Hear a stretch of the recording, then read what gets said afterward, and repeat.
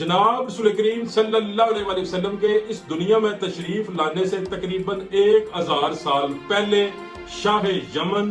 طبہ اول، اس وقت یمن کے بادشاہ کو طبہ کہا جاتا تھا، پوری دنیا کو فتح کرنے کے لیے یمن سے نکلا، جس کے ساتھ 1,32,000 فوجی گھوڑوں پر سوار اور تقریباً 1,13,000 پیدل فوج اور 4,000 علماء کے ساتھ یمن سے نکلا۔ شاہ یمن کا جدھر سے بھی گزر ہوتا، وہاں کے رہنے والے لوگ شاہ یمن کے استقبال کے لیے آ جاتے، اس پہ پھولوں کی پتیاں نچھاور کرتے اور بادشاہ سلامت کو اپنی وفاداری کا یقین دلاتے۔ طبہ اول جب حجاز مقدس میں پہنچا تو یہاں کے رہنے والے لوگوں نے اس کا کوئی استقبال نہ کیا اور اس کی فوج کو بھی کوئی اہمیت نہ دی۔ شاہ یمن نے اپنے اسسٹنٹ کو بلا کر اس سے پوچھا کہ یہاں کے رہنے والے لوگوں نے میرا کیوں استقبال نہیں کیا اور مجھ سے ملنے کے لیے یہ لوگ کیوں نہیں آئے؟ تو شاہ یمن کے اسسٹنٹ نے طبہ اول کو بتایا کہ یہاں ایک گھر ہے جسے بیت اللہ کہا جاتا ہے، تمام عرب کے لوگ ہر سال اس گھر کی زیارت کے لیے آتے ہیں۔ یہ سن کر طبہ اول کے ذہن میں فطور آ گیا اور اس نے سوچا کہ میں اس گھر کو بھی گرا دوں گا اور یہاں کے رہنے والے تمام لوگوں کو قتل کروا دوں گا۔ جو ہی شاہ یمن نے یہ سوچا، اللہ رب العزت کی حکمت کے اسی وقت شاہ یمن کے منہ، آنکھوں اور ناک سے بلیڈنگ ہونا شروع ہوگی۔ یہ بلیڈنگ اتنی بدبودار تھی کہ بادشاہ سلامت کے پاس ٹھہرنا بہت مشکل ہو گیا۔ جتنے بھی سرکاری حکیم تھے انہوں نے بادشاہ سلامت کی بہت ٹریٹمنٹ کی، لیکن شاہ یمن کو کوئی افاقہ نہ ہوا۔ پھر کچھ دنوں کے بعد ان 4,000 علماء کا جو انچارج تھا اس نے طبہ اول سے اجازت لے کر اس سے ملاقات کی اور اس کا چیک اپ کرنے کے بعد وہ عالم جو تھا اس نے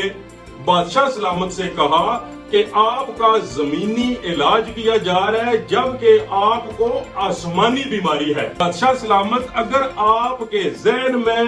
اس گھر کے متعلق کوئی فطور ہے تو اسے اپنے ذہن سے نکال دیں، اللہ رب العزت آپ کو شفا عطا کرے گا۔ جو ہی بادشاہ سلامت نے یہ سنا تو اس نے سچے دل سے توبہ کی۔ جو ہی بادشاہ سلامت نے توبہ کی تو اسی وقت اس کی بلیڈنگ ختم ہو گئی اور اللہ رب العزت نے اس کو صحت عطا کی۔ طبہ اول نے اس کے بعد وہاں سے آگے کا سفر شروع کیا اور جب طبہ اول اپنی آرمی کے ساتھ یثرب میں پہنچا تو اس کے علماء نے یثرب کی مٹی کو سونگا اور ان کی کنکریوں کو دیکھا تو وہ فوراً سمجھ گئے کہ آج دن تک ہم نے جو اپنی کتابوں میں حضرت محمد صلی اللہ علیہ وسلم کے ہجرت کے متعلق پڑھا ہے یہ وہی سرزمین ہے، اس جگہ کو چھوڑ کر ہم کہیں بھی نہیں جائیں گے۔ اس طرح ہماری نبی آخر الزمان حضرت محمد صلی اللہ علیہ وسلم سے ملاقات ہو جائے گی اور اگر ہماری ملاقات نہ ہو سکی تو ہماری آنے والی نسلوں کی ملاقات ہو جائے گی اور ہماری ادھر قبریں ہوں گی اور نبی آخر الزمان کے قدموں کی مٹی ہماری قبروں پر پڑے گی اور ہماری نجات کے لیے یہ چیز ہی کافی ہوگی۔ یہ سن کر شاہ یمن طبہ اول نے تمام علماء کے لیے وہاں پہ بہترین رہائشیں تعمیر کروائیں، ان کی شادیاں کروائیں اور انہیں بے تحاشا مال و متاع عطا کیا اور جناب رسول کریم صلی اللہ علیہ وسلم کے لیے ایک بہترین ڈبل سٹوری مکان تعمیر کروایا اور اپنے علماء کو وصیت کی کہ یہ گھر میری طرف سے جناب رسول کریم صلی اللہ علیہ وسلم کو گفٹ کر دینا۔ پھر ان 4,000 علماء کو وہاں رہنے کی اجازت دے دی اور ان علماء کا جو سب سے سینئر عالم تھا اسے ایک لیٹر جناب رسول کریم صلی اللہ علیہ وسلم کے نام کا لکھ کر دیا اور اسے وصیت کی کہ یہ میرا لیٹر جناب رسول کریم صلی اللہ علیہ وسلم کو پیش کر دینا اور اگر تم فوت ہو جاؤ تو اپنی اولاد کو یہ وصیت کرنا کہ میرا یہ لیٹر جناب رسول کریم صلی اللہ علیہ وسلم تک پہنچا دینا اور اگر وہ بھی اس دنیا سے چلے جائیں تو اپنی نسل میں یہ وصیت کرنا کہ اس لیٹر کو نسل در نسل چلانا ہے یہاں تک کہ جناب رسول کریم صلی اللہ علیہ وسلم کا دور آئے اور جناب کو میرا یہ لیٹر پیش کر دینا۔ شاہ یمن طبہ اول 1 سال تک یثرب میں رہ کر جناب رسول کریم صلی اللہ علیہ وسلم کا انتظار کرتا رہا، اور 1 سال کے بعد یثرب سے سیدھا مکہ پہنچا، اور مکہ پہنچ کر کعبہ شریف پر 7 ریشمی غلاف چڑھائے، اور یہی وہ پہلا شخص ہے جس نے خانہ کعبہ پر غلاف چڑھانے کی ابتدا کی، جو قیامت تک جاری رہے گی۔ اس طرح تقریباً 1000 سال کے بعد وہ لیٹر جناب رسول کریم صلی اللہ علیہ وآلہ وسلم تک پہنچ گیا، جس کی تحریر کچھ یوں تھی: کم ترین مخلوق طبہ اول کی طرف سے جناب رسول کریم صلی اللہ علیہ وآلہ وسلم کی طرف، اے اللہ کے حبیب، میں آپ پہ ایمان لاتا ہوں اور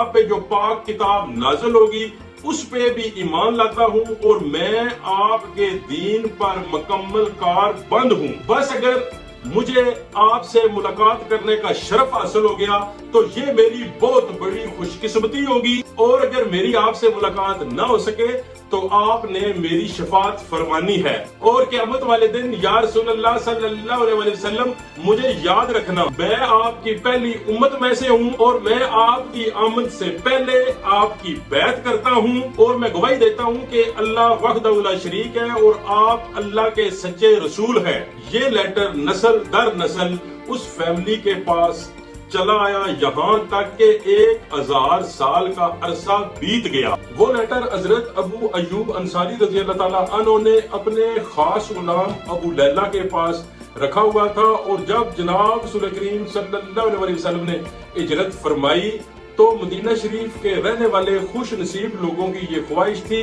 کہ آپ صلی اللہ علیہ وسلم ہمارے گھر میں تشریف لائیں۔ جناب رسول کریم صلی اللہ علیہ وسلم نے ارشاد فرمایا کہ میری اونٹنی جس گھر میں بیٹھے گی وہی میری رہائش ہوگی۔ پھر دیکھیے جناب رسول کریم صلی اللہ علیہ وسلم کی اونٹنی کی شان و شوکت اور عظمت کہ 1000 سال پہلے شاہ یمن طبہ اول نے جو غار جناب رسول کریم صلی اللہ علیہ وسلم کے لیے بنوایا تھا، اونٹنی سیدھی اسی گھر میں جا کر بیٹھی جو حضرت ابو ایوب انصاری رضی اللہ تعالیٰ عنہ کی تحویل میں تھا۔ لیکن اس سے پہلے اونٹنی ایک زمین پہ جا کے بیٹھی جو 2 بھائیوں سہیل اور سہیل کی جگہ تھی، جو یتیم بچے تھے۔ اس جگہ پر جناب رسول کریم صلی اللہ علیہ وسلم نے مسجد نبوی تعمیر کروائی۔ اس کے بعد آپ صلی اللہ علیہ وسلم کی اونٹنی عبداللہ بن ابی بن سلول کے پاس جا کر رکی، لیکن اس نے 3 دن کے بعد یثرب کا بادشاہ بننا تھا۔ اسے پتہ چل گیا کہ جناب رسول کریم صلی اللہ علیہ وسلم کے ہوتے ہوئے میں یہاں کا بادشاہ نہیں بن سکتا۔ اس کے اندر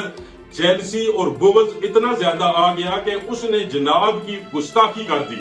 پھر اسے جناب رسول کریم صلی اللہ علیہ وسلم نے رئیس المنافقین کا خطاب دیا۔ اس طرح جناب رسول کریم صلی اللہ علیہ وسلم کی اونٹنی 1000 سال کے بعد اپنے ہی گھر میں جا کر بیٹھ گئی، اور جو ہی آپ صلی اللہ علیہ وسلم حضرت ابو ایوب کے گھر میں تشریف فرما ہوئے ہیں تو یثرب کے رہنے والے لوگوں نے ابو لیلہ سے کہا کہ فوری طور پہ شاہ یمن کا لیٹر لا کر جناب رسول کریم صلی اللہ علیہ وسلم کو پیش کرو۔ جو ہی ابو لیلہ جناب رسول کریم صلی اللہ علیہ وسلم کے پاس وہ لیٹر لے کر آیا تو جناب رسول کریم صلی اللہ علیہ وسلم نے فرمایا کہ تو ہی ابو لیلہ ہے۔ تو یہ سن کر وہ بہت زیادہ حیران ہوا، اور اس نے کہا کہ واقعہ ہی آپ اللہ کے سچے نبی اور رسول ہیں۔ آپ صلی اللہ علیہ وسلم نے فرمایا کہ میرے بھائی طبہ اول کا لیٹر فوری طور پہ مجھے دو، اور پھر جب آپ صلی اللہ علیہ وسلم نے اس لیٹر کو پڑھا تو طبہ اول کے لیے آپ صلی اللہ علیہ وسلم نے فرمایا، صالح بھائی طبہ تم کو آفرین و شاباش ہے۔